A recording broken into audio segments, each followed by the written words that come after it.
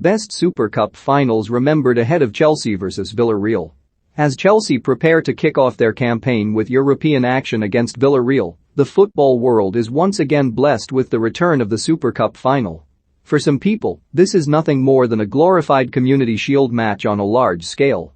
For others, however, it is the opportunity to see high-level football in a foreign location and the chance to begin a season with the confidence-injecting lift of a gleaming trophy. The Super Cup final has provided plenty of thrills and spills over the years, meaning the Blues and their Spanish foe have much to live up to. Sportsmail takes a look back through the archives at some of the best encounters that have been served up for the football community.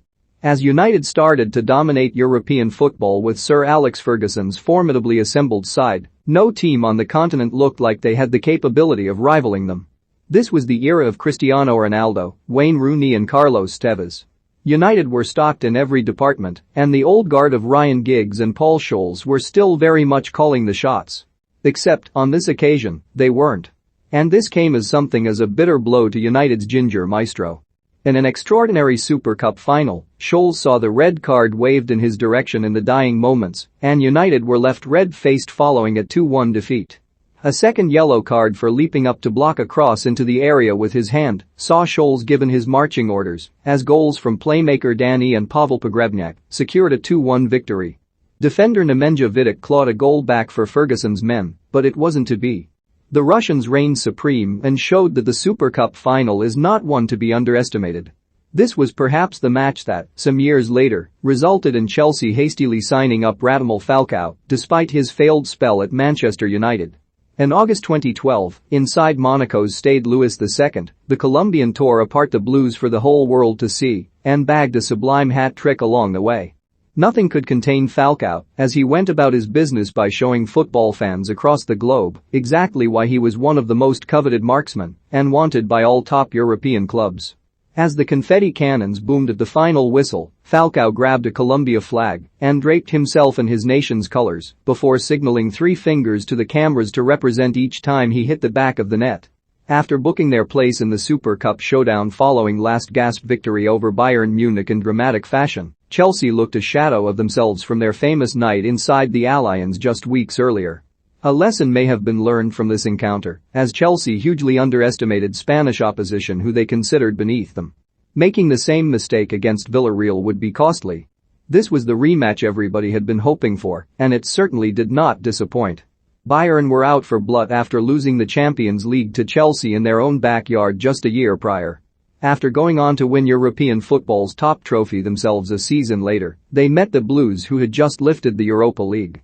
Chelsea were fresh off the back of beating Benfica in Amsterdam and wasted no time in taking the lead via Fernando Torres in the 8th minute and fought back through Frank Ribery before the fixture spilled over into extra time once again. Familiar territory for these two old foes. Eden Hazard rattled the back of the net on 93 minutes, only for Javi Martinez to fire back at the very death with 120+1 on the clock.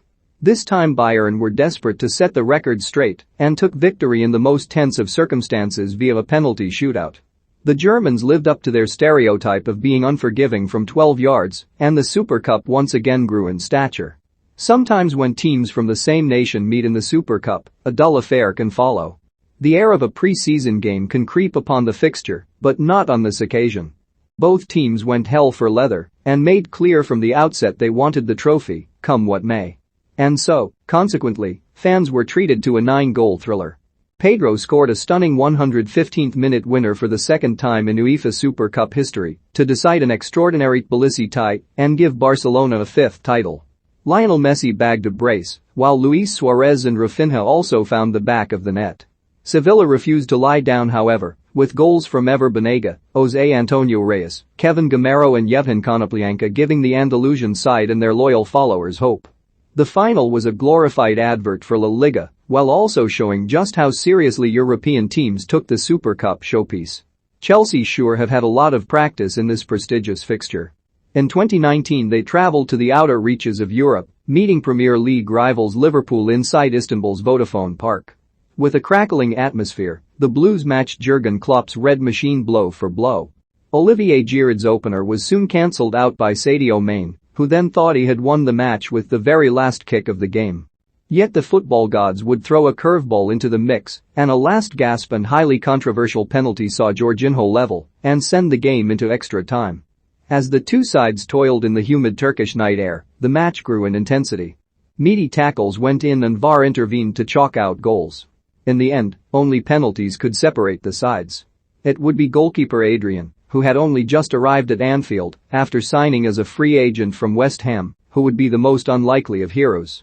The Spaniard was in the right place at the right time, shattering the hopes of Tammy Abraham to give Liverpool another taste of silverware fresh off the back of their 2019 Madrid Champions League win.